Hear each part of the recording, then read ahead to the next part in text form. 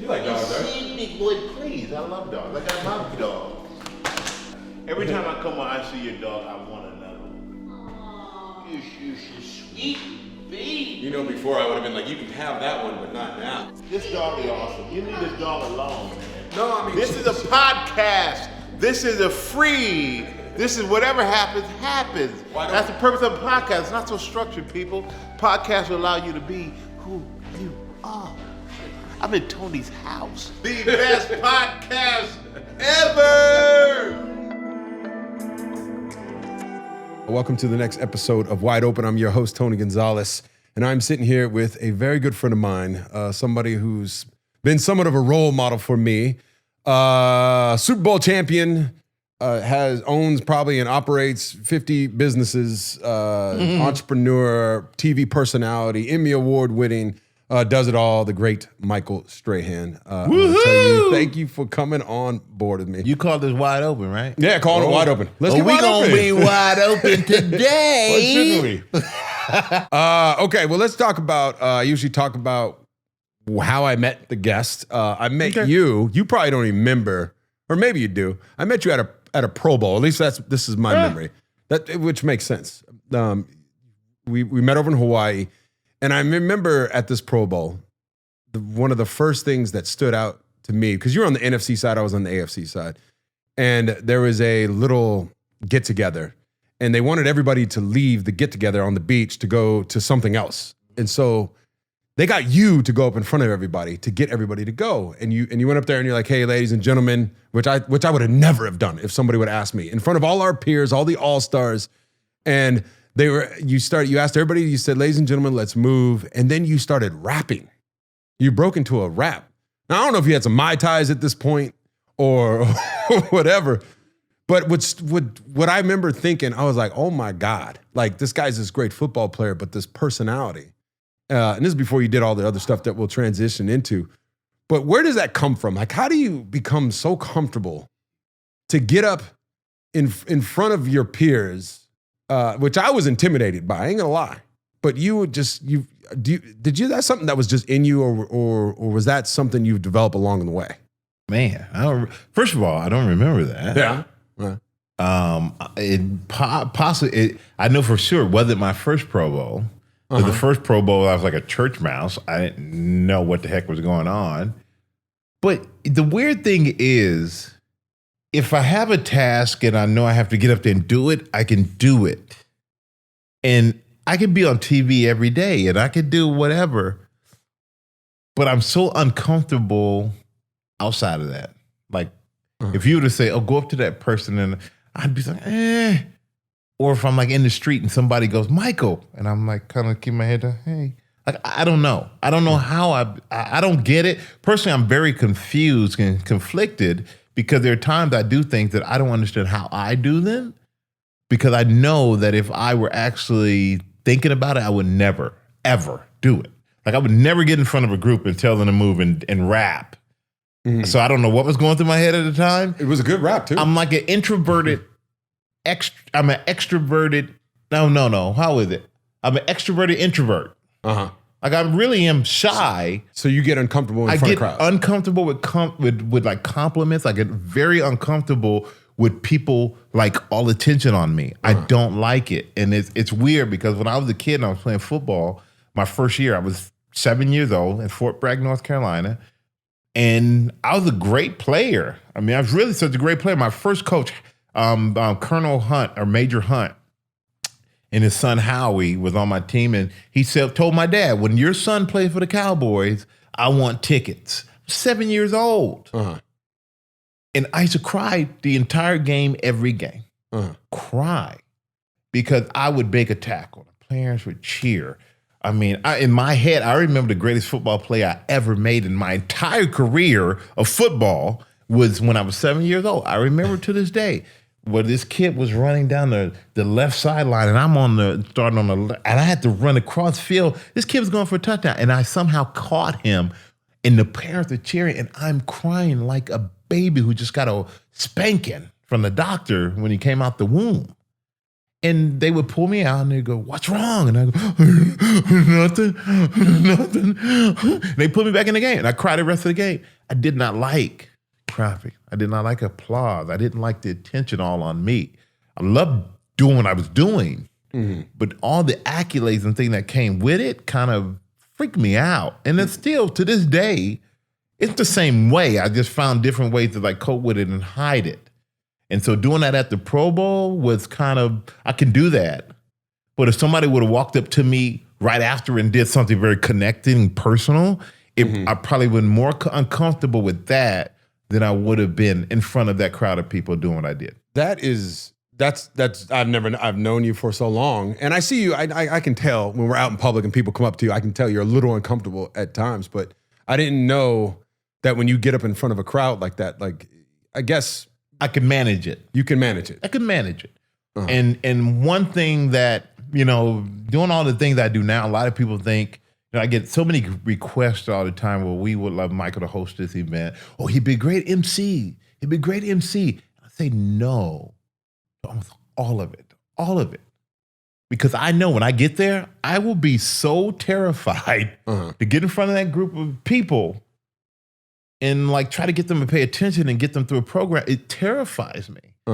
That as much as they see me every day, they would probably imagine, oh, he loves being in front of people. He just is more comfortable in front of people than he is by himself. No, I'm more comfortable by myself than I am in front of people. And so I always say no, and I hope that people don't think I'm saying no because I'm trying to be a jerk, but it's like almost a social anxiety in a certain type of way. Yeah. I get it. Okay. Well, we jumped right into it there. You mentioned a little bit, you grew up in Germany. For people out there, by the way, most people, if you want to know the full background, go get the book, the bestseller, Wake Up Happy. Wake Up Happy. So you grew up in Germany. You got here when you were 16 years old, right? Yeah. To Houston. Yep. Your father was probably your biggest role model when you were a child, judging by the book. And he had something he always said, and I love it.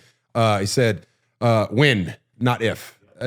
What does that mean to you, and how have you applied that in your life?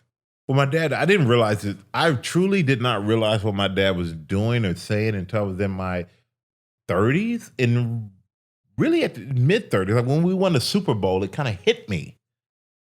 Because my parents came to Arizona where we were going to play the Patriots.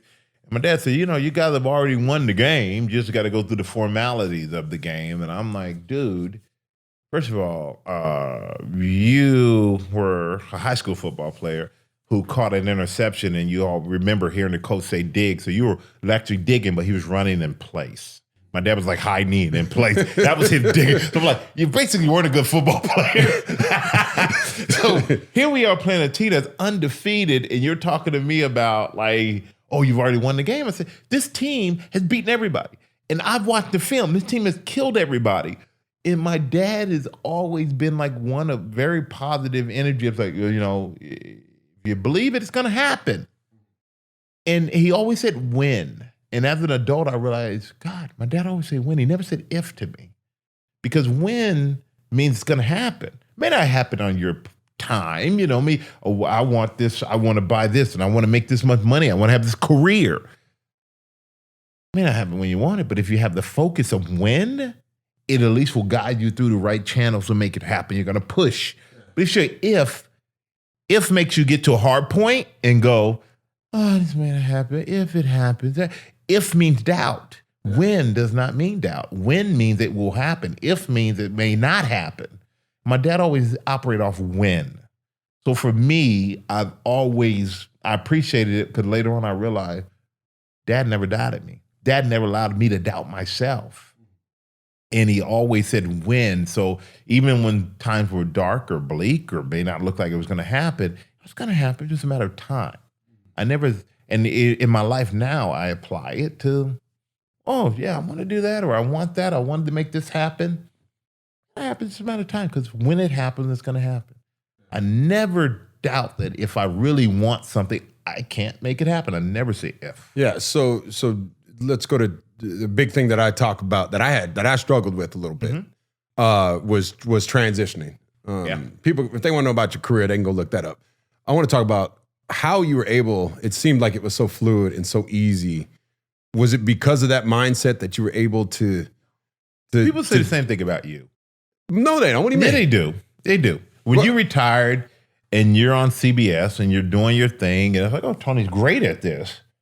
And then I remember you were like, I want to be close to my family, which I respect that, you're a family man. You want to be close to your kids and your wife and your life and everything else. Because I know how it is flying back and forth. And you're like, I want to be close to my family. And so you chose to be here. But it looked as if for you it was a natural thing. Like, it's not hard. It just worked. He's so good at it. And for me, a lot of people would tell me that, but in my head, I'm like, you have no idea. Like, I'm sitting there. When people always say, oh, it was such a natural transition, you can probably relate to this so well. It's not. It's hard. Tell me this about that. So it was hard. You're saying it was hard. So what happened? What kind of emotions were you going through? Do you have anything that was like, okay. I got to a breaking point after this happened? First of all, I never had a job outside of playing football unless I was mowing grass or washing dishes or bus boy. Only jobs I had. And so, or moving furniture. So this is like the first real adult job I had that like I was able to sustain myself. And when that job is over, even though you're in a TV career where you know that you can, if I keep this up, if I figure it out, then I'll have a great career in it.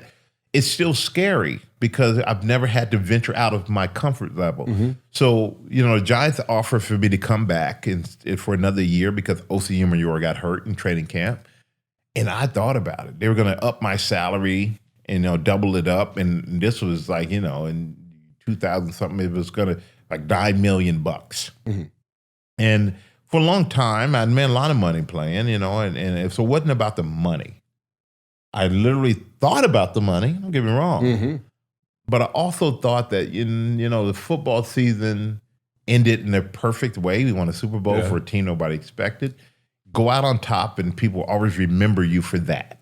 And I felt great, like physically and mentally, I felt great. I didn't want to go out as a player that you walk in the locker room and the younger guys would look like, hey man, I remember when you were. What do you mean when I was? I'm still here. You know what I'm saying? I didn't want to be that guy. So for me, I went out at the perfect time, but I'll never forget sitting at that desk at Fox, and I'm like the third week in, and I'm thinking, oh my God, I made a mistake. Yeah. I should have gone back to play football. This is like, I should have gone back to play football. I was so scared. Yeah. And I have all these thoughts of what I want to get out on TV. Then the camera hits me, and I'm like, I would say stuff, and I look at Jimmy and go, a commercial break, like, what did I say? Did that make any sense? And Jimmy would go, I don't know. I wasn't necessarily listening to you. I was like, thank you so much for the feedback. I felt so like exposed. I felt so like not good at something when I was always used to being good at something. And when that happened to you, then fear sets in, because the fear is, if I don't get this right, what is the next step? Yeah. I don't know what there is, because there was no role model for me to look at and think, what's the next step if commentating doesn't roll around and work out for you, because all the other guys didn't work out for, you never saw them again. Yeah. So the transition for a lot of people looks easy, but the transition for me mentally was tough as hell. So what did you do? What do you tell yourself when you go home after something like that? Or do you watch the tape? Is it like, you know how they give you the Fox, like your badge, and you go in and you beep, and you get in the building? Yeah. Every week I go and go beep, and it would turn green. I'd be, oh my God, they didn't shut it off. I got a job this week. Dude, you think you were that bad? So happy. You felt like you were that bad? I just wasn't so sure. So how do you get through that though? I mean, I know what I did. I mean, you know what did you do? I'm curious. Well, I went home and felt sorry for myself. I was a little depressed about it at times, and you start feeling like you're not good enough. It's kind of like your rookie year all over again. That's what I'm saying. How did you deal with that? What give me the tricks? When I realized I was good enough? I'll be honest with you. This is a true story. Week 4, I'm on set, and I'm telling the story. And I go, I got 3 points. And my advice is never name how many points you have to tell the audience. Ever. Because I got to point 1, boop. I got to point 2, boop. I got to point 3, forgot what the hell I was going to say. And I'm like, okay, the lesson number 1, don't name how many things you're going to say because you may forget it. And I forgot it. And I was like, in number 3, and in my head, I'm like, oh my God, you have nothing, kid. You're done. You have nothing. What did I start to do? I started coughing. Like I was choking. On purpose. Only thing I knew to do, choke. And once I started coughing, like I couldn't get, then Howie and Terry and those guys, they're like, are you okay? And they picked up and they started doing their thing. And then I was like, yeah, and and then I remembered what number 3. I said, yeah, and I'm sorry, I'm okay, you guys, right now. Let me finish up. And when I did that, I was like, oh, you got it now. You got it. Like I had to improvise, and I was like, oh, you're comfortable now. Like you figured out how to get through like this live TV thing. And from then on, man, it's just been like, it's been gravy. But it helps to work with great guys too. Yeah. And who didn't leave me stranded. But I never forget, I was sitting there going, and number 3, and I'm like, and they picked it up. Yeah. And then I remembered and came back to it. So literally, that's when I realized, okay, football's over. I can do this now. And it was just like a confidence builder just to catch myself like having to like improvise in the moment and figure something out when I was in a bad situation. And I realized you're comfortable now. You got this. Yeah, so crazy. The advice there is if you feel like you're about to start choking, if you get lost in what you got to say, start choking. He's choking. Okay. Okay. But you know, Tony, from experience and everything else. I mean, what we do, you see so many people who get invited to do it. Let's put it that way. Who get the opportunity to do it, but also so many who come and go so fast. Yeah. Because it is not a business, and people at home don't realize they don't train you. They don't teach you. One thing I got, and one thing I noticed for a lot of guys, they get there, they give you the job, sink or swim. You either got it when you walk in there in that booth or you don't. They don't say, well, you should do it like this or you should do it like that. You have it or you don't. And that is the travesty of it all, because I think a lot of guys don't figure it out like I do, who actually could be really good at it. And they're gone before you know it. Mm-hmm. And it's a shameful thing. You don't get coached like you do in sports. So I agree with you. Well, in sports, I always said my career took off after my 2nd year, going into my 3rd year, because I could get out of my head. You dropped a lot of balls. I dropped a lot of balls. But I got out of my head. And the reason I was dropping balls because I was in my head. I was like, don't drop it. You start talking to yourself. You know how it is so you got to a point in television. Now you went from the football desk to doing regular daytime television, talking about stuff that has nothing to do with what you did for a living. Were you able to make that transition easy? Did you go through the same growing pains, or was it easier now because you had that football experience? That was easier. I think without doing football on Sundays live at Fox NFL Sundays and being live on there, that made everything else easy for me. Mm-hmm. Only thing at GMA is not easy. That's been the hardest thing I've ever done, because it's not sports, it's news. It's like serious topics. It's about figuring out the tone of leading into a story, or if I have to do an interview with somebody that may not be the most comfortable subject, or I know I got to ask you hard questions. It's like it's a different tone. You have to find different tones in that show. That would have been the hardest thing, but I wouldn't be able to do that, and I would never have gone on to do live with Kelly, or I would never have gone on to do Strahan, Sara, and Keke without NFL, because it's live TV. You have to share, like it's teamwork. I got other guys up there. It's about not taking yourself too seriously. How to know how much fun to interject, but also how much information that's real to interject as well. Because people at home, they want to have fun, they want to watch you, they want to enjoy, they want to laugh, but at the same time, they want to get information about what the games that are coming up and different things. So Fox is an incredible learning, incredible learning curve for me. And when I went to do live with Kelly, that was the easiest, most natural thing I've ever had to do.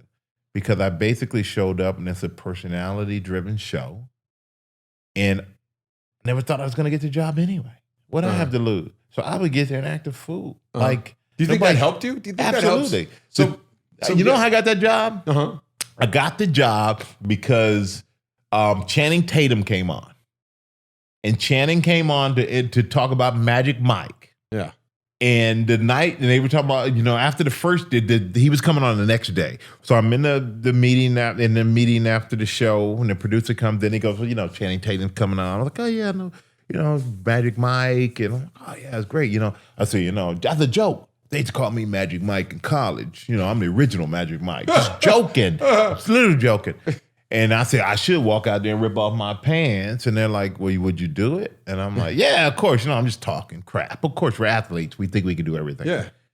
And they're like, oh, yeah, we're going to get the makeup guy. The wardrobe guy. He'll make you some pants, tear-offs. And I'm going, I didn't realize in TV they make something that night that could be on the next night because I never would have said it. And I get there the next day, biggest day, to have the pants. Come in, they brief me. They don't tell Kelly. They don't tell Channing. None of it. And then we have a commercial break before, the whole big thing that I did. And I go backstage. I change my pants and I come out. And then I just screw it. I do it. And part of me was like, I'm never getting the job anyway. Have fun while you're here. So I was just so open. And I think for a lot of them, it's like, okay, here's this athlete. Because as you know, most people see us as athletes. And that's all they think that we can do. They don't know that we are interested in different things. Like I love real estate. I love construction. I love art. I love automobiles. I love culture. I love pop news. I love all these different things.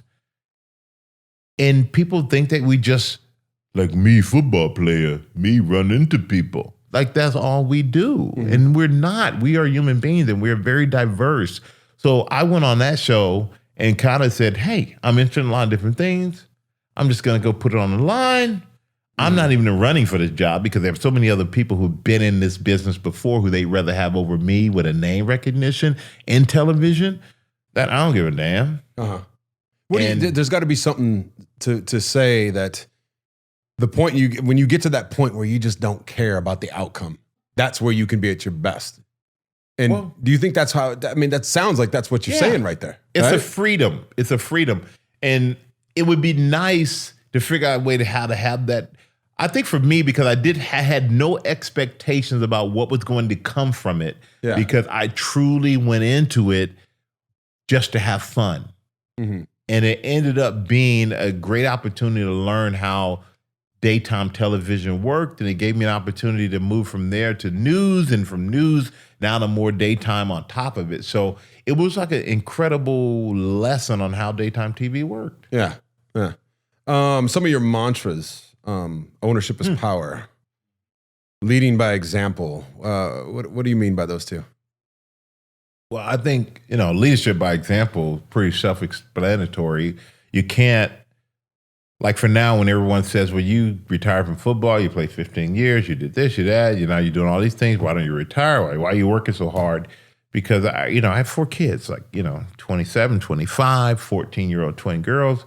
How can, but when I retired from football, I had a 15-year-old daughter. My son was 13. My twins were 2 or 3. How can I tell them to work hard if I'm like 36 sitting on the couch going, hey, work hard, kids, I shot par today. Yeah, Dad shot the party. Oh yeah, you'll be at school. I'll be playing golf, Like to me, I have to lead by example. So for me to go out and work the way I work, it lets my kids know, life is not easy. And I tell them all the time, it's not easy. You got to work. You see, this life that we're able to live, it doesn't come free. And I work for it, but I also let them know my life is not your life. When daddy is not footing the bill, you're going to have to foot the bill.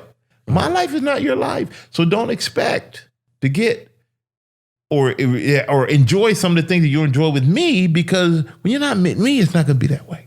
You got to work for everything. And I think that they get it. And they're humble kids and they're hardworking kids.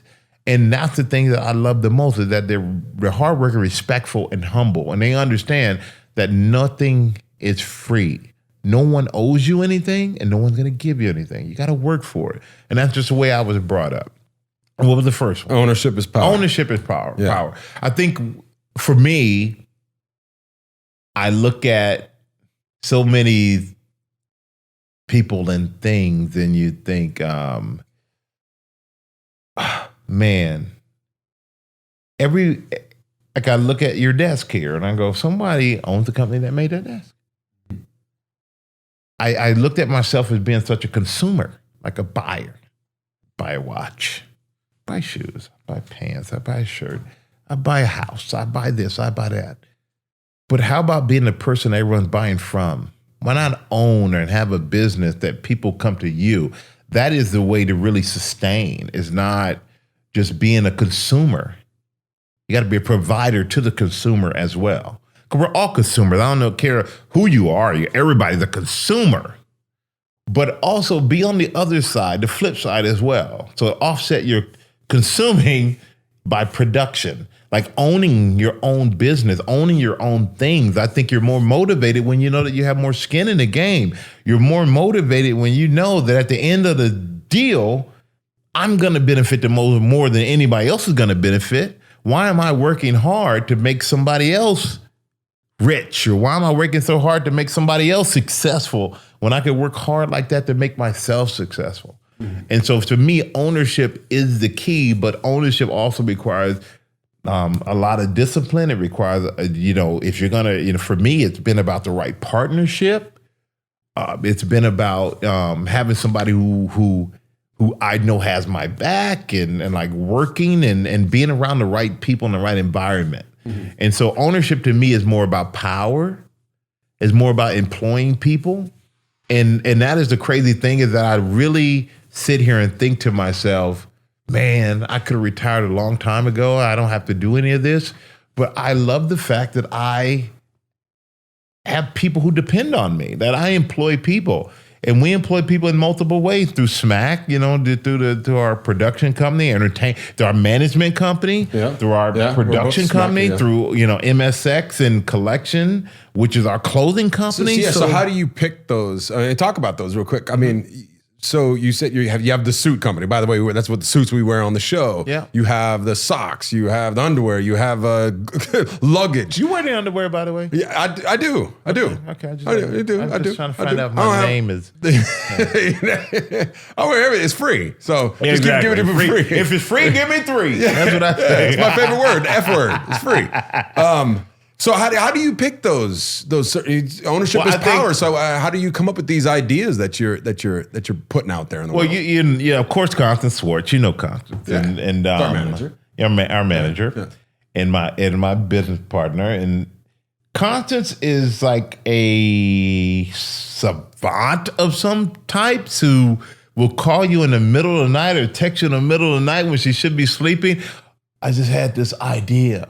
Like I don't get it, but she's blessed with something that sees how things should work. And not how things should work immediately, but Constance has a big picture view, as if she's stepping away from the trees to see that she's in the forest. You know what I mean? Mm-hmm. Some people get so close to the trees that they don't notice they're in the forest. Mm-hmm. She steps away from it to see the big picture. And so we went, Con said, Michael, you wear suits every day on all these shows.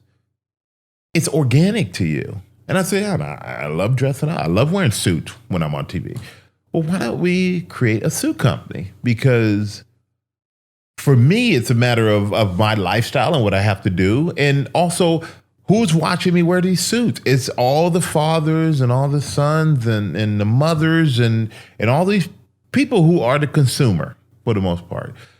And so we went to a meeting with Peerless, which manufactures our suits, and JCPenney. And we sat in there with Marvin Ellison, who was the CEO at the time. He was a co-CEO at the time. And we pitched this whole suit idea to him. And what was important to me in that meeting, which I'll never forget, is Khan usually at that point was kind of like the point person to like we get in the meetings and Khan would do most of the talking and I would sit there and interject here and there, throw a little something here and there. But in this meeting, we're talking and I took over. I said, this is what it is. And this is a point. I go through all these points of why we should be in business with them and why they should be in business with us. And they said, Con, do you have anything to say? And I'll never forget. She's crying. Tony, she's crying. She's like, well, I'm so surprised, I'm so proud. And I'm thinking in my head, Con, this ain't the time to realize, okay, this ain't the time. Let's get out of this meeting. Then you can tell me you're surprised that I took over. Okay, this is not the time right now. And we walked out of that meeting and JCPenney said, you know what? We want to do a suit business with you. And it ends up is their top, tailored clothing business that they have. And from there, we ended up doing athleisure. We do everything. We do accessories, belts, cufflinks, luggage, shoes, you name it. It has kind of transformed itself into this business that I don't even know if at the time we thought it was going to be, but it was almost going in and just saying, you know what, take a chance on yourself, throw it out there, see what works. And JCPenney decided to be a partner, and they've been a great partner with us so far. And now we're expanding on the other things, but still keeping our partnership with them, obviously. But it is it's really been amazing. I mean, Tony, I could sit here and you and I, we played against each other. In regular season, we played against each other in Pro Bowls. We were friends for a long time. We were in a band together with Roy Williams and Peyton Manning. I mean, a fake band. Yeah. We've done a lot of different things, but I can sit here and honestly tell you that it's been if you would have looked back and told me that this was possible, I would have said, no, not going to happen. There's no way But you're doing something. And I think this is important, especially for the people listening out there. You love that stuff, though. Like it's something that's part of you. You love the fashion. You love the suits. Yeah, of course. And so I think it's important that doesn't get lost. No. You better do something that you love, and that's why you can take over that meeting. Because now it's like, hey, I'm not talking about endorsing some sugar water. Thank you. I'm talking about something that I actually really like doing. It's something I believe in. It's something that I love, and I think that's why we've been and I think that's why things have worked out because we've been very. I've always been, and Constance is very conscious of this as well as I am. I don't do anything that's not natural. I don't do anything that's not really fit into my lifestyle. Yeah. If it's not authentic and real, I will not do it because I don't want to fake it to people. And one of the reasons I retired from football, to be honest with you, 15 years in, they offered me to come back. I realized at that point that I was literally thinking to myself, okay, I can go back and I could take their money. I can go out there and be good enough. But that wasn't good enough for me. Yeah, I had to be all in. I had to be truly committed. I couldn't see myself doing another stomp you out speech. I couldn't see myself motivated. That was more worry than playing in the game to me. Was I couldn't fake another, come on, guys, let's go speech. I literally thought about that. I was like, okay, what can I do to get back? And I was like, I can't fake a speech about guys getting excited because I wouldn't have been excited. That made me retire from football. But it also made me realize that I got to be authentic. And everything that I do in the business world is authentic. From the clothing is authentic, the production is authentic, the management is authentic. And it's a freedom that you get when you do this stuff that I truly am more concerned about making sure that the people that we work with or the businesses that we do are happy, that they get out of it what they expected. Because for me, I've gotten everything out of life that I expected and more. And I'm doing it because I want to do it. I don't have to do it. And that gives you a certain amount of freedom to make sure that everybody around you truly is more important than you are, because at the end of the day, I'm going to be fine. And I think that's a certain freedom that it gives you. I love that.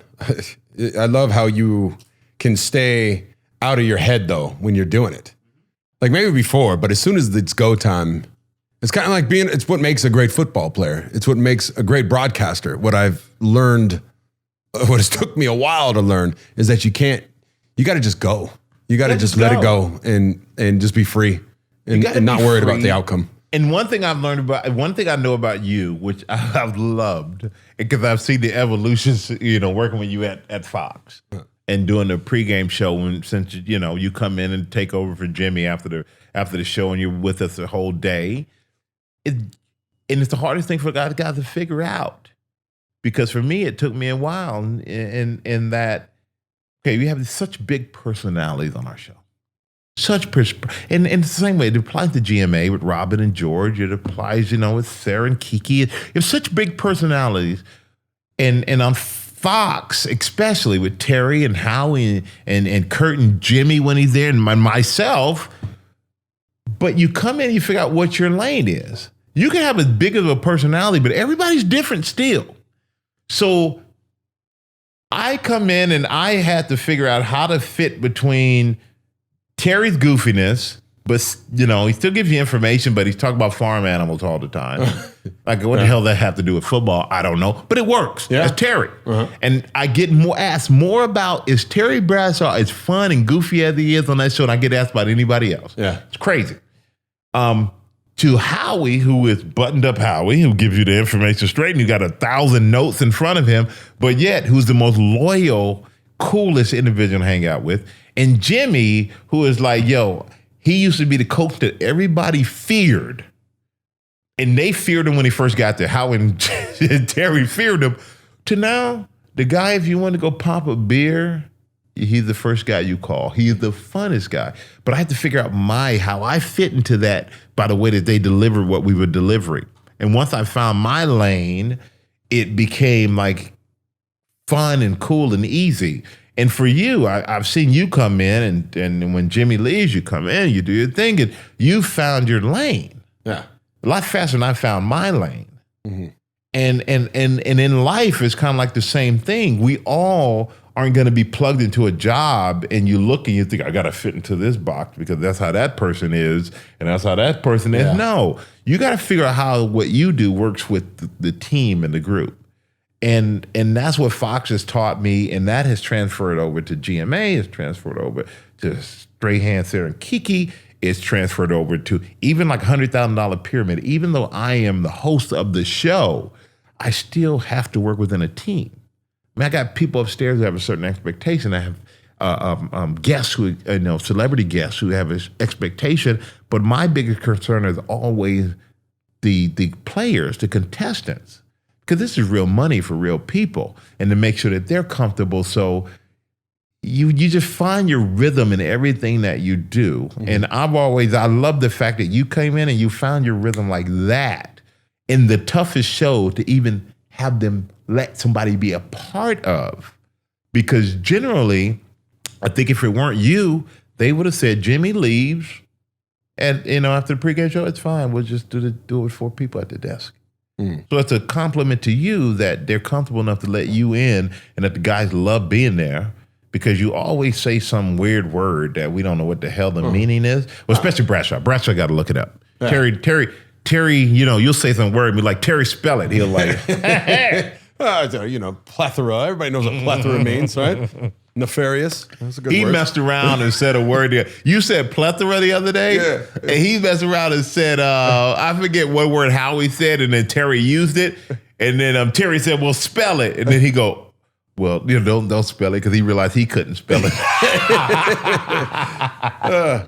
All right. After everything you've done so far, what kind of legacy, when this is all said and done, when you retire from this 35 years from now or whenever, hey man, 35 years, I'm gonna tell you right now, and everybody laughs at me when I say this, I am truly going to be Forrest Gump. Now, you watch Forrest Gump. Mm-hmm. Love that movie. Remember, I love that movie, man. I can't tell you, I think that's the last time my parents ever went to a movie theater, because my dad, he quoted Forrest Gump for years. And remember when he's running? He just run. He decided he wanted to run. Yeah. He's got that long beard. He's run. And then people didn't know what the hell he was running for. But they all followed him. And next thing you know, he got people running every town he went to. And then he stopped at like the end of a pier at some point and he started going. They said, where are you going? Yeah. Going home now. He was done. That's me. Nobody knows when it's coming. I have an idea. But at one point, I'm just going to disappear. It's going to disappear. And everybody's going to say, where the hell did he go? I'm like, I'm going home now. I am going to be Forrest Gump. Yeah. Okay. Well, what kind of legacy do you want to leave? When you Forrest Gump up out of here, what's the legacy going to be? What do you want it to be? What do you want? You know what? The only thing that I want to do is I know there are guys who've made bigger statements in a lot of different ways in life, from political to, and making more of an impact on like culture and life and all these different things. I'm not a fool to think that I've made the biggest impact on that. But I think I want my legacy to be, and one thing that does drive me, I want guys to know, especially when it comes to athletics, because, athletics is a way for young black men and young minorities and so many guys, and white guys, it doesn't matter, but it's a way for out, right? It's a way out. And a way to get like a leg up in so many ways. But I want them to understand and get a feeling from me and what my life is, that it's not the end of it. Because I grew up understanding that when football was over, basically your career and your life is over. Football was the only thing you're supposed to do and the only person you're supposed to be. And you need to hang on to that even when you're done playing, and just hang on to it like you're a football player. And I credit probably growing up overseas and playing 1 year in high school of not always seeing myself as just a football player. But it's weird to not, cool for me to think that, but it's different for other people not to think that, because we're in a culture where football player is a football player, a basketball player is a basketball player, baseball, baseball. They don't see you as being able to do much more outside of what your athletic God-given talent is. So I want my legacy to be that all these guys who played these sports and all these kids who are playing these sports, that you understand that you can be anything you want. Mm-hmm. And it doesn't have to be on TV. You could be a businessman. You can be anything you want. Sports are the catalyst to help you, introduce you to relationships and put you in a step above in a lot of ways. But you can be anything you want. Mm-hmm. Being an athlete does not mean that once your career is over, your life stops, because people will look and go, he was an athlete, that's good enough. You got enough goodness sprinkled on you. Yeah. No, continue to grow, continue to pursue your passions, and push yourself. As much as you push yourself to be an athlete on that field, push yourself to be successful off the field. And trust me, you will be, because there's nothing harder than being competing in sports. Uh-huh. The hardest thing, but it teaches you so much about teamwork, about, communication, about making sure, basically, growing up in a military family, my dad was like, here's the task, get it done. And then I had a first coach, Earl Leggett, whose favorite saying was, I don't want to hear about the pain, just show me the baby. Uh-huh. In other words, I know it's painful. Uh-huh. I just want to see the end result. Yeah. And it better be happy. I better slap it on the ass and it better cry. I want to hear about the pain, just show me the baby. Millennials don't like that, though. It's changed. But you know what? Millennials, I get you, millennials. It is what it is. But this is the problem. Life is not comfortable. That is the issue. Life sometimes now, I feel, is always comfortable. We don't want to offend anybody. We don't want to say anything, or we don't want to make them feel like they're not inclusive. We don't want to say anything that hurts anybody's feelings. We don't want to make anybody feel this certain way or that certain way. But I'll be honest with you, if my feelings weren't hurt by being called Bob, which meant booty on back, or big old butt when I was 13 years old, then I wouldn't be here now. Because I never would have said to myself, get your ass in there and start doing push-ups and sit-ups like Herschel Walker. Start doing the leg lifts like Jane Fonda. You would have never led from me doing that, and my dad seeing that to saying, let's go to the gym. So being uncomfortable has now made my life comfortable. Mm-hmm. Because life is not a comfortable thing. It's not easy to get through. You're going to have struggles. And now I feel like the millennials, and I'm not shocked at all of them because they're all not like that, but some of them expect life to be comfortable. It's not. Yeah. It is so not comfortable. And I don't care how much success you have, how much money you have, how famous you are. If you walk down the street and people scream your name, yeah. People wonder why, these stars who are the biggest stars in the world, and they read something, go, oh my God, this guy has this problem and that's problem, because they're human beings. Yeah. And life is not easy for human beings. Suck it up and get through it. Push yourself. Don't cry. Push yourself. You sound like I saw Condoleezza Rice speak a couple days ago. She's awesome. Oh, she was amazing. Awesome. Amazing. Remember at Augusta, by the way, Yeah, Condoleezza. Invite your boy to Augusta. She's a big Cleveland Brown fan too. Oh, I know. Anyway, she was talking about the millennials right now, and you having 4 kids. Before we go to the wide open part of the rapid fire part of the show, but she said it's not your constitutional right to be offended. Oh, and get over it. Yeah. I mean, and you don't have to start a blog, because you got offended by somebody. I mean, go up and talk to them. And ask them questions. And if you got a solution, then give your solution. But you don't have to go crazy. It's funny how you sound just like Condoleezza Rice. Several things. Well, it's the only time I'll sound like Condoleezza Rice. And, because she's a lot smarter than I am. But it's as if I feel like Twitter and Instagram made everybody a critic. And it has upped the anxiety in the country. Because I don't care who you are. I don't care how strong you are.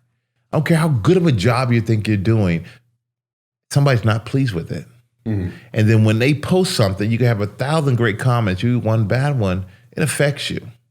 And that's the one that really sticks in your head because we all are human beings. And I don't like that. I don't like that. I don't like the fact that we let the opinion of people who we don't know, who a lot of times are just doing it just to get under your skin, get to us. And so for me, what really has helped me, and it helped me as a football player because I didn't always love football, and a lot of love I didn't have for football at times was because I felt being criticized so much being in New York City. And I remember one of the big, most popular guys back in the time in New York, they were mad at me because I would never go on their show because they pulled some BS on me. And I said, you know what? I'll never go on your show. And I was doing the Joe Buck show. Joe Buck, he had a show on HBO. Yeah. And I was on the show with one of the 2 guys, Mike and the Mad Dog was who it was. And it was on the Mad Dog, Russo. I'm on a show with him, on Joe Buck's show. And I say, and I realized it beforehand because I had my career. I just stopped caring. I said, you know what really helped me? I stopped caring about the opinion of people that the last time they put on a football uniform was when their mom took them trick-or-treating. I realized I can do your job, can't do my job. So why would I ever listen to any critique that you have of my job that you personally cannot do? And that right there completely changed my mindset. If you can't do what I do, you can't criticize what I do. Plain and simple. If you can't get in front of a freaking camera and talk in front of a camera and not stutter and not be good, I may talk with a lisp. I can't help that. But it is what it is. But I can get my words out. I can get my point out. If you can't do that, and if you can, or in football, if you can't put on that uniform and go out there and compete and be one of the best or the best at what you're doing, come on, dude. Why am I worried about you talking to me about not getting a sack? You've never got a sack. Only sack you got is one you put around your pillow at night before you tuck yourself in. Dude, it was a complete game changer for me to realize, and it worked to this day. Yeah. I think to myself, I don't care what you say about me. You can't do what I do. But I guarantee if I really wanted to, I could do what you do. Yeah. And it's not being arrogant. It's not being an ass. It is just what it is. Yeah. You have to me, I had to find these mechanisms to be like, to get through some of the criticism that you're going to get because everybody's not going to be happy with you. Yeah. but you got to realize who the critics are. Yeah. Oh, I love that advice. That's great. All right. By the way, I love that you love. We've never talked about that you love Forrest Gump. Is that your favorite movie? Forrest Gump, man. Please. I love Forrest Gump. You know, Forrest Gump. Forrest Gump is like one of the greatest life lessons movie produced. Absolutely. Produced by Giants owner Steve Tisch. Right. Amazingly enough. And I love Forrest Gump. I love Gladiator. I'll never forget Gladiator. I'm Marcus Aurelius, son of a father to a murdered son, husband to a murdered wife. I will get my vengeance in this lifetime or the next. Yeah. Like, I love that movie because it's like, okay, you know what? Thought I was out of it. I'm dead. Here I come. I'm coming back, baby. Like, and you will pay. Like Gladiator, like, I'm full of it. And The Matrix changed my life.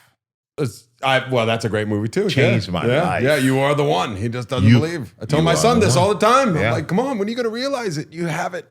Yeah. So much power. But until you realize it ain't going to work. You got to realize you are the one. You limit yourself more than anybody else will ever limit you.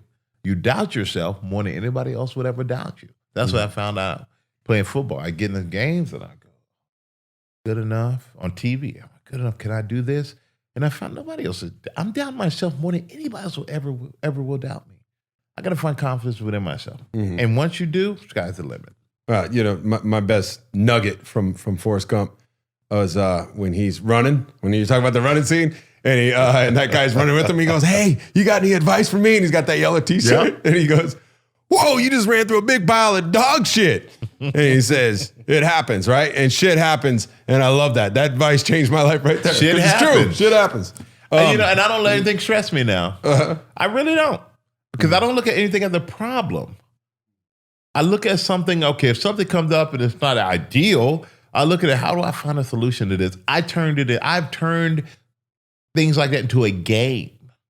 Like, to me, it's like interesting to figure out how to figure out something that looks like it's a problem. Yeah. I love it. One of my favorite things. But anyway. All right, let's get the wide open part. What you got? I want to hear, we're wide open, so we're going to talk about everything. I want to know your any rituals that you have. Do you meditate? Do you pray? What type of rituals that you do pretty much daily that help you be the best version of yourself? Well, as a football player, I meditated quite a bit. Like, quite a bit. Like the vision seeing the game before the game. You still do that, though? What happened was we were playing the 49ers we were playing the 49ers. Yeah, we played the 49ers in San Fran, and I was having a great year. I think I sacked Steve Young once or twice that game, had like 9-10 sacks at that point. I knew I was going to make the Pro Bowl. I was having a great year. But I felt horrible. Like, I just felt off. So the next week we played the Arizona Cardinals. But instead of flying back to New York, we flew to Arizona to stay for the week at Arizona State in Tucson. So we're there for the week, and while we were there, I went to see this like specialist in the area. It's like meditation guy, and he made me this. He told me I talked to him. He made this videotape or this cassette tape, and on the cassette tape, he like basically. It's like a meditative tape. Like, I would listen to it. He said, Michael, here's this tape. Listen to it every Saturday before the game, every Friday, Saturday. And I would listen to the tape. And he said, don't worry if you fall asleep because your subconscious never sleeps. Mm-hmm. That's why to this day, I do not sleep with a TV on at all. Because you never sleep. You're always hearing that, whatever's going on. So I would listen to this tape every Friday and Saturday till it got to the point where I could do it without the tape. And every Friday, Saturday, it was a way of relaxing my mind, relaxing my body, giving me like certain confidence. It was about this whole thing here with this and somebody pulling your fingers apart, and then you imagine a iron ring, and it was impossible to pull your fingers apart. It was like the most amazing thing once you got into your mind. And so I meditated, man, and it was a game changer. Still do that? Still do that daily? Oh, yeah, daily? To this day. Nice. Yeah. And as far as like prayer, I pray every night. I mean, I'm like the luckiest, most thankful guy in the world. Like gratefulness and understanding that it's not about you and I feel a higher power. Yeah, yeah. And like acknowledging that, but not so much to say, give me. Mine is more thank you. Yeah. Like, thank you. And more for my family, like, you know, the blessings for my family more so than anything for myself. Sleep.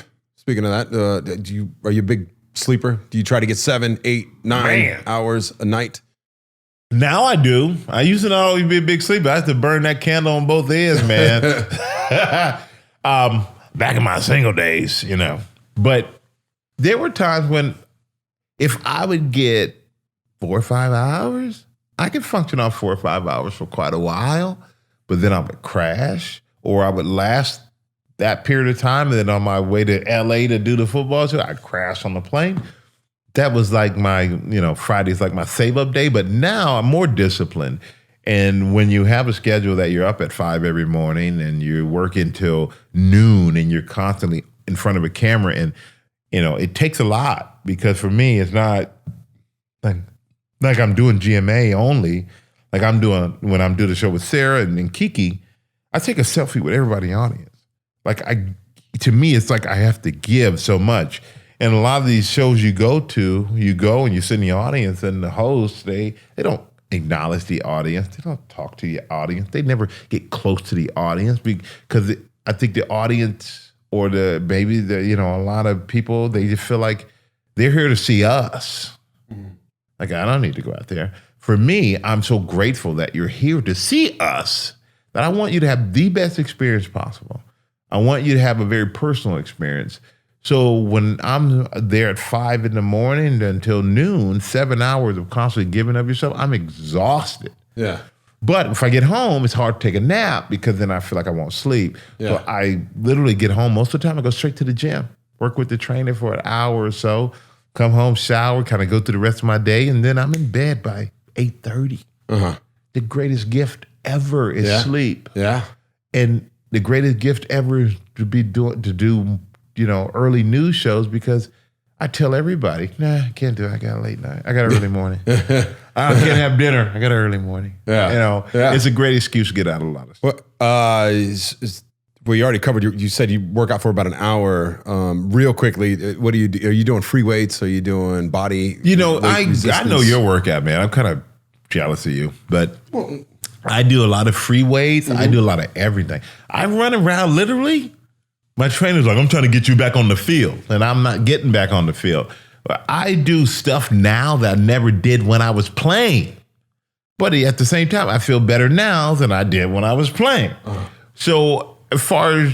But you're hitting it hard, though. Yeah, you just said an hour and a half. You were telling about your workout. I think it was last week. I hit it hard, man. Dog. Like, I would love to work out with you one time. You come and do my workout. I hit it hard. It's like you go from straight, like you bench like 12 reps. Then you go over here and you get the dumbbells and you do, the presses. Then you go for the presses to the flies. Then you go from the flies to here. And then you drop those and you go to one. You go here. Like, it is hard. And I'm not talking about lightweight. I'm talking about this guy's killing me. You did that for a living. Why are you still doing that? I don't know, man. Okay. You know why? See, I gotta hear why, because you have the metabolism, I guess. And maybe that's what I was going to get to. The crazy thing is you love food. I love food. I love food. So I don't understand how you look like that and I look like this, because I'm over here great. like... What are you talking about? Okay, you look great. I'm over here, but if I probably ate like you did and did your workouts, I'd be 300 pounds. I don't know how you get away with it. I intermittent fast. So do you intermittent fast or anything like that? You do? You do? No, intermittent, but it's fast.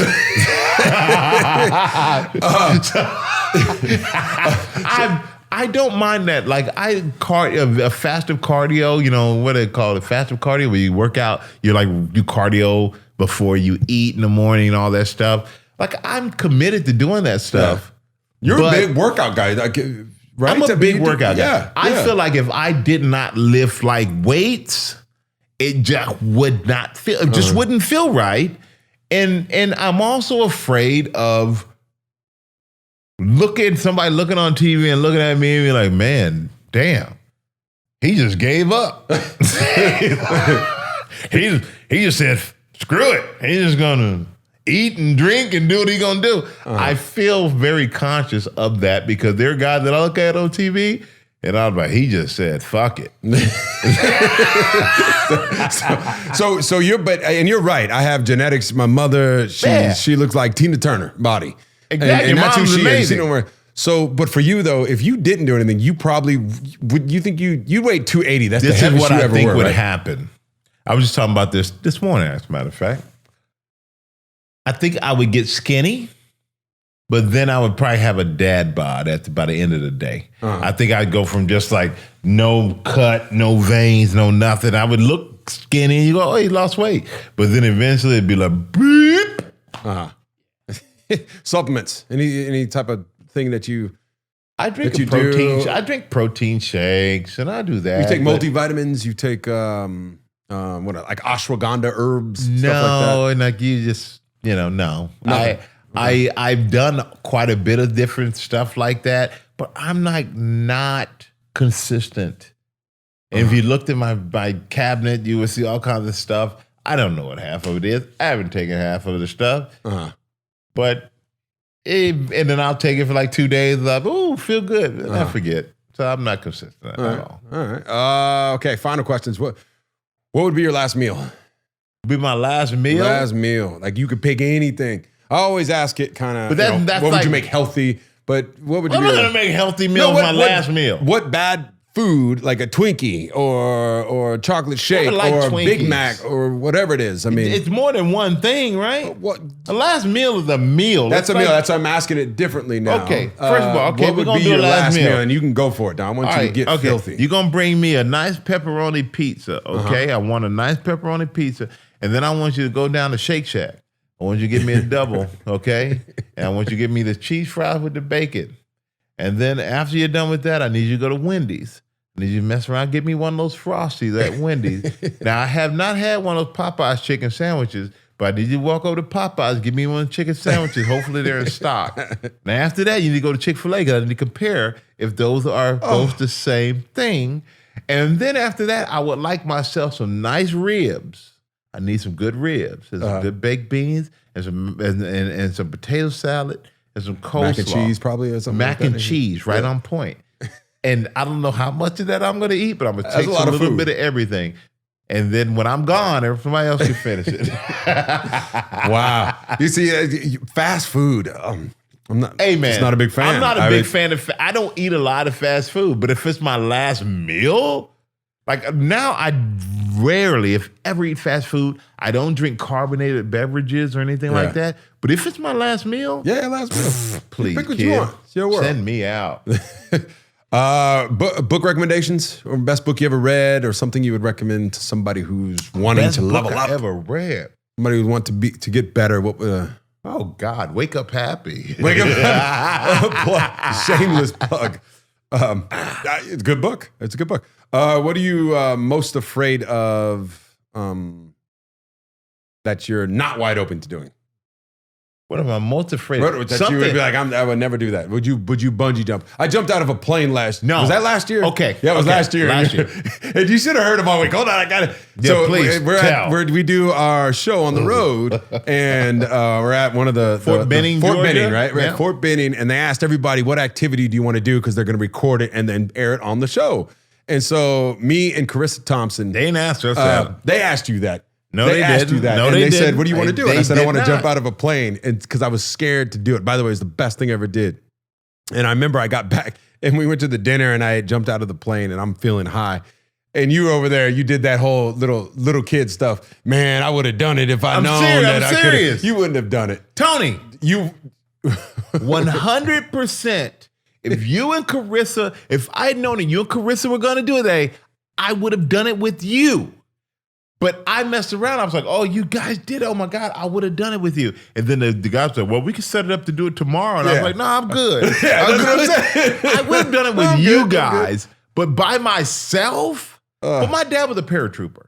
82nd Airborne Division, jumped out of planes his entire life. That's what he did in the military. I kind of feel like that is kind of like my football career. He jumped out of enough planes for all of the family. I played enough football for all of the family. But because of that trip, I would have done it with the military guys, and if you two would have been up there with me. But to go up by myself, bungee jumping, that's number one. No. Like my dog when he does something. No. Kids, no. That's the one. So that's it. Out of anything in the, like that's when you're not screw that. Okay. No. What did you tell your socks this morning before you woke up? Actually, my socks have an L and an R on them, so I know which one goes on the left and right. I used to talk to my socks to see which one felt like which one need to go on which foot. And I'm telling you, they stole my idea. Now they put an L and an R to let you know which one goes on the left. Do you still talk to your socks? I read this. Yeah, if I get a pair of socks and they don't have the letters on them, of course, I'm like, okay, who's feeling what today? Yeah, but what does that have to do with talking to them? What are you talking to your socks I'm like, okay, dude, how you feeling? Do you want to be on the left or right? Because if you put a sock that wants to be on the left on the right foot, you always kind of walk to the right. Like you feel like off. It's just off. What? I swear to God.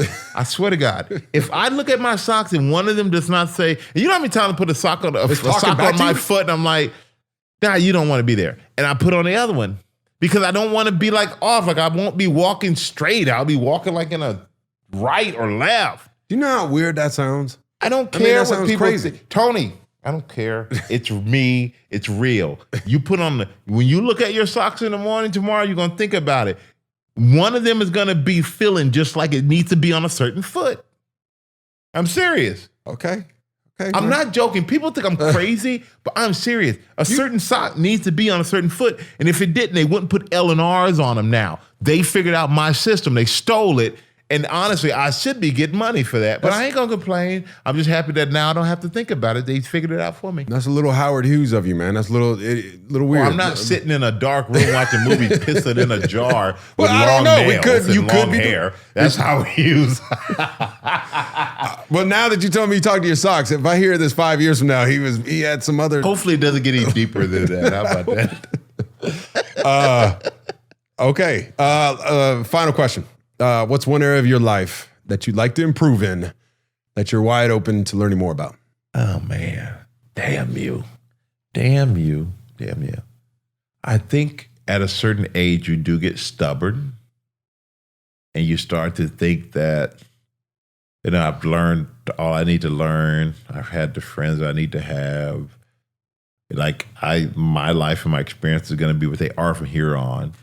But I think that I've really been working on just being more open to, in a relationship, to communicating better, to being more conscious of your partner, more so than yourself. And at times sacrificing the things that you want to do at times because maybe you've been doing too much of that and you need to stay your ass around to make sure that your partner is happy. So I think for me, it's like making sure that my family and my partner have more of me on the time that I do have.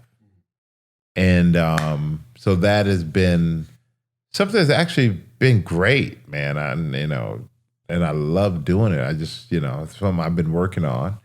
And I'm happy. Like it makes me happy to know that you can always improve yourself as you get older. Because I think I come from a generation and I look at my dad and kind of like, boy, this is how it is and how it is. And now to be able to the next generation and kind of have a different idea of what it is to be someone who's able to kind of be more flexible. And I think that just the key, just being more flexible in life and everything that I do is the thing that I'm working on now. Good. Not being so set in my ways. Good. Yeah. Well, I got a question for you. Oh, wait. Got some questions for you. Not over. Not over. You got questions for me? Yeah. Okay. Yeah. Flipping it I over. know it's your wide open podcast. Well, I thought we were done. No, we're not done. We're not done. Well, you need us to be done? Okay. No, they give me the no thing. Okay. Here we go. If you travel back in time, what period would you go to? It's interesting. That is a good question. That was a question I was going to ask you one, but I forgot it. If I could travel back in time to what I would go to the Egyptian times, like when the pyramids were getting built, because I want to see who really built the pyramids, because I don't think human beings did it. Well, I'll answer this for you. Mm-hmm. I'll answer this for you. If you go back to that time, they're going to have your ass out there working, building pyramids. No, it is because extra. I'll be a slave. Oh, when I'm a king pharaoh, I'm in Egypt. I look good over there. And I said, what period of time? Hell, I want to stay right where I'm at because if I go too far back, it ain't too good for me. That's what my wife October says. She's always like, "Well, depends on what color am I?" Okay, exactly. Okay. But in Egypt, I blend right in. Okay. Anyways, but that's a good point because the pyramids are weird. They can't build a pyramid today with the technology we have. Something's up. Something's up. Something's up. Okay. Place you most want to visit. The place you most want to visit next. I would like to go to Turkey, or I want to go to Bali. Yeah, one of those two. Ooh, I've been to, where did I go to? I was in Dubai and the Maldives. Like Bali's like right there with the Maldives. Dude, when I tell you, it is incredible. Mm-hmm. You feel like you're at the end of the world. The water's so flat for as far as you can see. And then you realize that, the whole tsunami thing, you're like, you can see why people had no chance, nowhere to go. It's such these small little places. But it is beautiful. You know what I want to do too that you've reminded me, and I think that might make this happen. I'm thinking of taking my 18-year-old on his senior trip to Africa. I want to do a safari.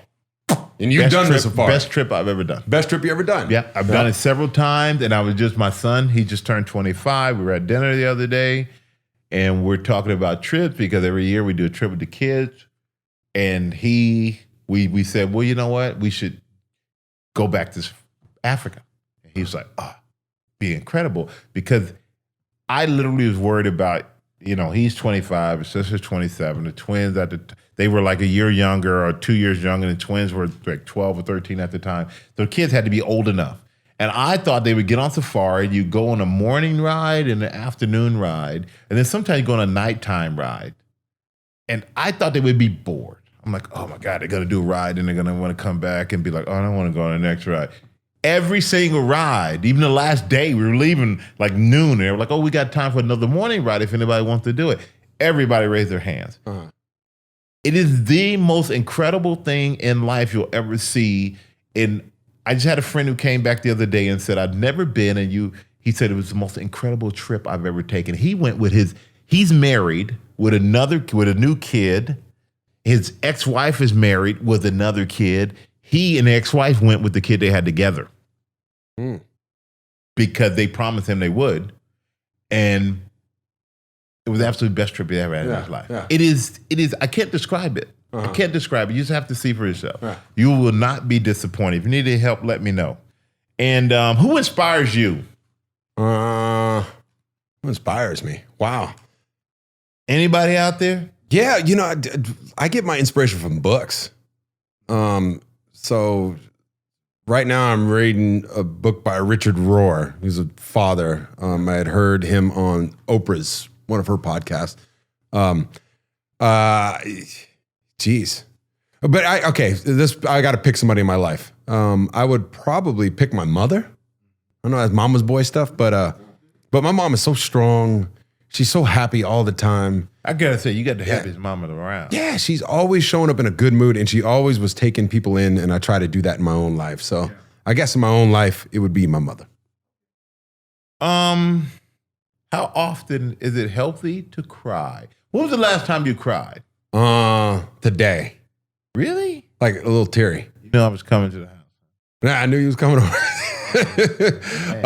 Damn, homie, you could have told me. No, I cry, like cry. It was probably the Hall of Fame speech. Like teary, like tears actually coming out. I get welled up, kind of like Dick Vermeil. You remember Dick Vermeil, right? Yeah, I played for him. He would cry all the time. He'd get up in front Dick at your Hall of Fame ceremony. And he cried. I'll be honest with you, dude. Huh? And all the guys who've been in the Hall of Fame, like I didn't cry at the Hall of Fame. I was happy. I didn't cry when I retired. I was happy. I was like, it was time. Like, but I see somebody crying like when they retire from a job or sport. I'm like, you probably should have stuck around. You weren't done. And for me, I was done. I was like, whoo, I'm out of his joint. But when you're at the Hall of Fame, and I was sitting over there, me and my boy Bruce Smith, right, and who was like my idol. He and LT and these guys are my idols. So that's the cool thing about sports is that these guys who are your idols become some of your, best friends.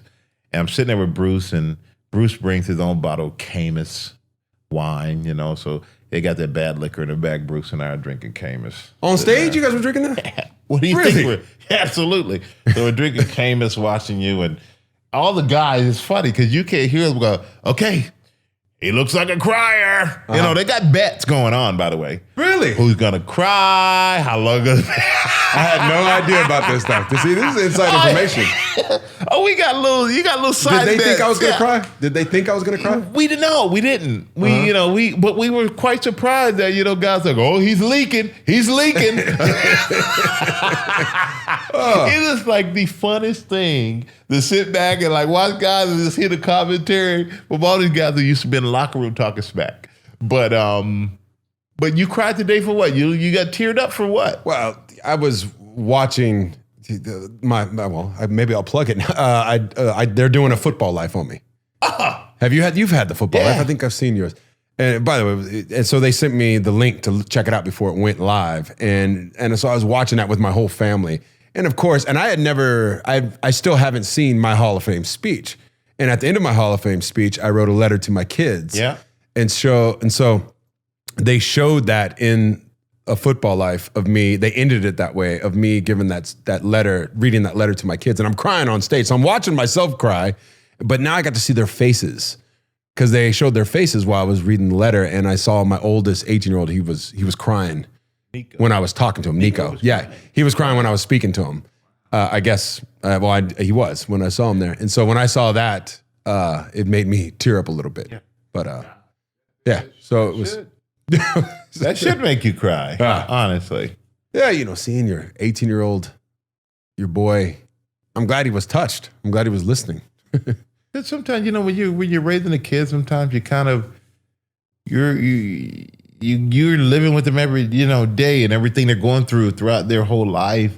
And sometimes you think your kids don't get it. They don't understand. They don't understand where you came from, what you went through. They don't understand how great you were at what you did. And so for him to be there firsthand and see people like acknowledging it and you acknowledging that through all of it, they were a part of it, it's like a big deal. Yeah. And being a part of the Hall of Fame is something you never take away from you, can never take away from your family. So your kid can honestly say, my dad is in the NFL Hall of Fame. Yeah. And there are so many people, only so many people were there. So it's like such a special thing. And I don't think that we think about it in terms of what our kids are growing up with, watching us do what we do and the things that we get to do and the people around and influence that we have. But they may not always tell it or know how to tell it, but they're proud. Like, it affects them. Yeah. They may be cool around us, but it affects them. Yeah. But that's cool, man. When was the last time you cried? Is that the last question? The last time I cried. That was it? You really want to know the last time I cried? Last time you cried? In a movie theater. Freaking... The Art of Racing in the Rain, if you have not seen that movie, oh my God, and you have a dog, okay? Dude, that Milo Ventimiglia guy from This Is Us and Amanda Siegfried and this dog named Enzo, which is happened to be my dog name, and I love cars, you know that. And the movie is called The Art of Racing in the Rain. He's a professional race driver. Tried to adopt this dog, named him Enzo for Enzo Ferrari, which is the name why my dog is named Enzo.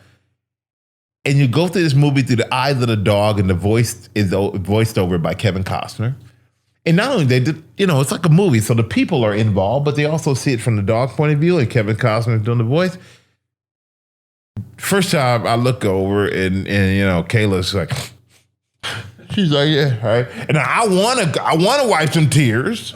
But I'm like, boy, you better suck it up. Be a man. Suck it up. Push it down. Push it down. Push it down. Yeah. Pretty soon I'm literally like this, right? Because I'm trying to get the tears to stay up. I don't want the tears to come. I'm like, oh, you do like that. The tears gonna stay up there. And then eventually I was trying to hold into it. I started like, I let it out. Oh. Dude, is it an Old Yeller type thing? I mean, I don't want to ruin the movie for people to go see it, but it was fantastic. The movie got me to cry. But you know what makes me cry?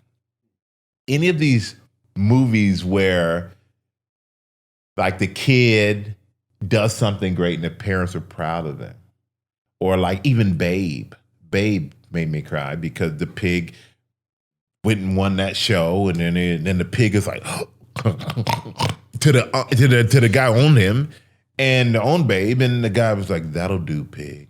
That'll do." It's almost like, you know what? It's good enough. Because like Rudy, you cried during Rudy. Right? I didn't cry during Rudy. Rudy kind of pissed me off, to be honest with you. He ain't real. Anyway.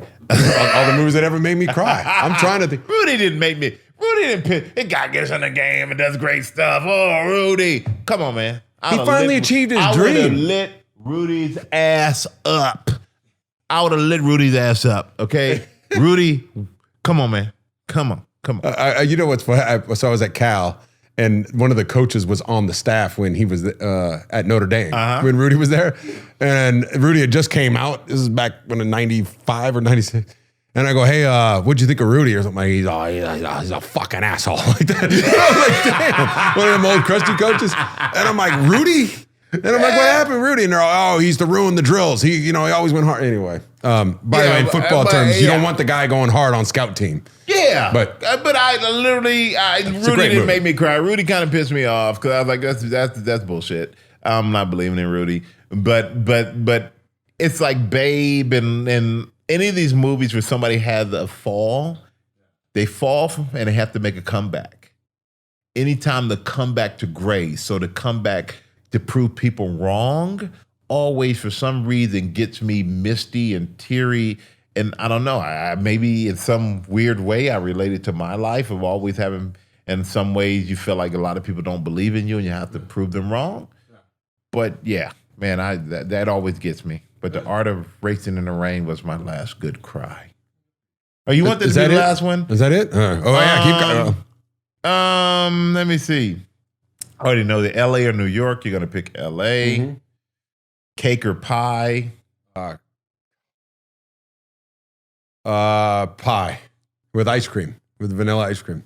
What kind of pie though? Like a apple pie with the good dough. Like my favorite part is actually the crust, the bottom crust. Yeah, the crust. Oh, yeah, that's a bit warm apple pie. That's hard. Chocolate cake. I love chocolate cake. Chocolate cake. God, I love with chocolate. Ice cream. Yeah, with ice cream. Yeah. Yeah, my mom makes some good cake. Gotta call my mom up so she could send me one. My mom used to come up to New York from Houston and would like pack the ingredients in her luggage. And I'm like, Mom, you know we can like buy that here. Well, it's more expensive. I'm like, Dad, Mom, I can afford the extra $3. I got the money. I got it, Mom. You did it. I did it. Yeah, Mama, we did it. We all right. You don't cook, do you? Do you cook food? No, I don't cook. I can get by if I had to. I don't really cook, man. Mm-hmm. Two things I don't do. I don't cook, and I don't tell my family how much money I make. Well, I'll tell your family right now, you make a lot of money. Dope. Not their business.